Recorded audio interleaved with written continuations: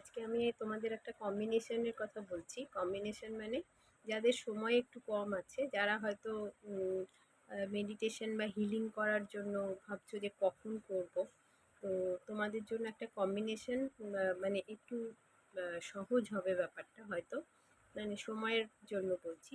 তো তোমরা এটা করতে পারো। করে 7 দিনের তোমাদেরকে চ্যালেঞ্জ দিলাম।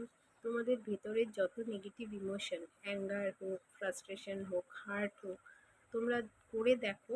আর তারপরে আমাকে রেজাল্ট কমেন্টে লিখে অবশ্যই জানাও যে কেমন রেজাল্ট পেলে।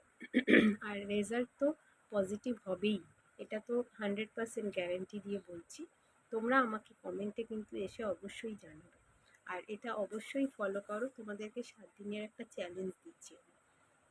কি, আমি তোমাদেরকে দুটো মেথডের কথা, দুটো প্রসেসের কথা বলেছিলাম। একটা হচ্ছে হোপোনোপোনো প্রেয়ার, আর একটা হচ্ছে ইএফটি টেকনিক। দুটোই হচ্ছে তোমার হিলিংয়ের জন্য দুটো টেকনিক বলেছিলাম। তো সেই দুটো টেকনিককে যদি আমরা কম্বাইন করে দিই তাহলে কেমন রেজাল্ট হতে পারে।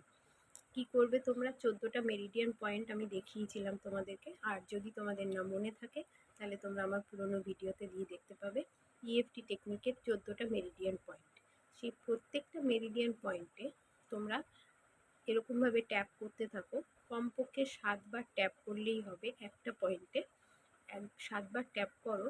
আর তোমরা ওই হোপোনোপোনো প্রেয়ারের 4টে সেন্টেন্স, অন্তত পক্ষে 4টে সেন্টেন্স বলো। যদি 5টা বলো তাহলে আরও বেটার রেজাল্ট পাবো।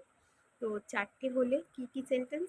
I am sorry, please forgive me, thank you, I love you, আর আই ফরগিভস মাইসেলফ। এটা হচ্ছে 5th ফ্রেজ, জানো তোমরা।